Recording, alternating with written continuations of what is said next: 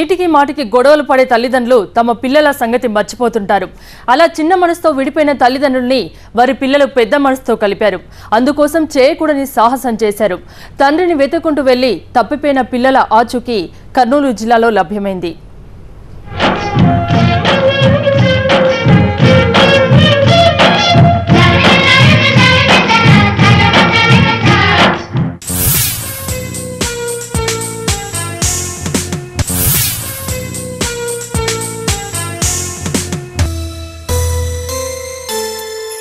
వీళ్ళిద్దరూ భార్యాభర్తలు వెంకటేశ్వరరావు, సుజాత.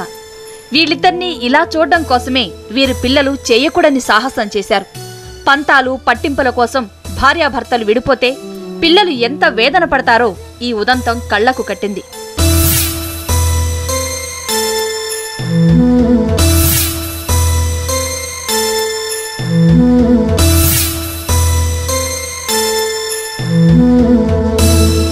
అప్పులు తీర్చడానికి సుజాత పేరిట ఉన్న భూమిని అమ్మడానికి ఒప్పుకోలేదని వెంకటేశ్వరరావు అలిగాడు.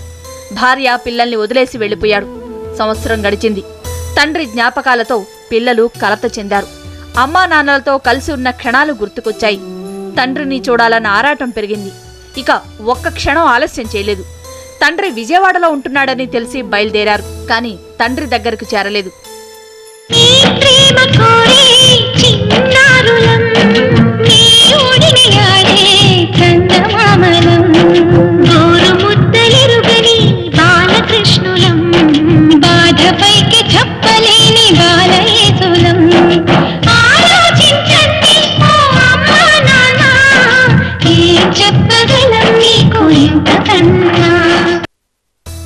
పిల్లలు ఎక్కడికెళ్లారో తెలియక తల్లి కన్నీరు మున్నీరైంది.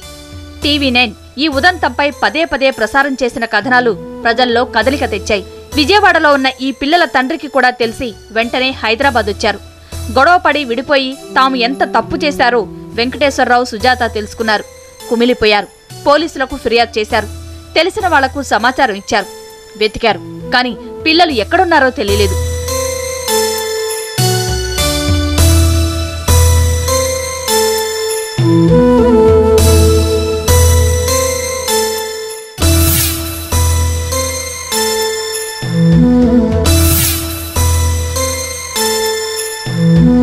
టీవీ9 ప్రసారం చేసిన కథనాలకు కర్నూలు జిల్లా నుంచి ఒకరు స్పందించారు.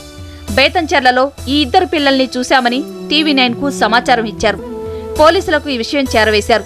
వెంటనే పోలీసులు వెళ్లి పిల్లల్ని తమ స్వాధీనంలోకి తీసుకున్నారు. ఇలా ఇద్దరు ప్రస్తుతం హైదరాబాద్లో వనస్థలీపురంలో ఉంటున్నారు. వీళ్ళ అమ్మ కర్రీ పాయింట్ పెట్టుకొని సంసారం సాగిస్తున్నది. వీళ్ళ నాయన విజయవాడలో ఉంటాడు. అంతకుముందు సెక్యూరిటీగా పనిచేస్తూ ఇప్పుడైతే ప్రస్తుతం ఖాళీ ఉన్నారు.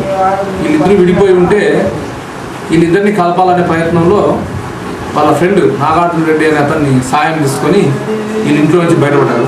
తమ తండ్రి దగ్గరికి తీసుకెళ్తానని చెప్పిన అపరిచితుడిని నమ్మిన వీళ్ళిద్దరూ ఎలాంటి ప్రమాదంలో పడ్డారో తెలిసి ఒళ్ళు జలధరించింది. కానీ తమ తల్లిదండ్రుల్ని కలపాలనే తాము ఇంటి నుంచి వచ్చామని వీళ్ళు అమాయకంగా చెబుతున్నారు. మా మమ్మీ డాడీ కలుస్తారని కలుస్తారు. ఎందుకంటే మేము ఇద్దరం కనిపించలేదు. ఒకళ్ళు అడిగిన తర్వాత వాళ్ళిద్దరు కలుస్తారు కదా, ఎలా వాళ్ళు కలుస్తారని మేము వచ్చాము. మా అక్క అన్నది ఇక్కడ వచ్చేద్దాము, నేను ఒక జాబ్ చేస్తాను, అక్కడ ఉన్నాము, కొన్నాళ్ళు ఉంటే మమ్మీ డాడీ వాళ్ళు కలుస్తారు, అప్పుడు మనం మళ్ళీ వెళ్ళిపోవచ్చు అని అడిగింది మా అక్క. టీవీ9 కృషి, పోలీసుల శ్రమ ఫలించింది. కవిత, మనీష్ ఇద్దరి ఆచూకీ దొరికింది. వెంకటేశ్వరరావు, సుజాత ఇక ఎప్పటికీ విడిపోమంటున్నారు. తమ పిల్లల్ని కంటికి రెప్పలా చూసుకుంటామని చెప్తున్నారు.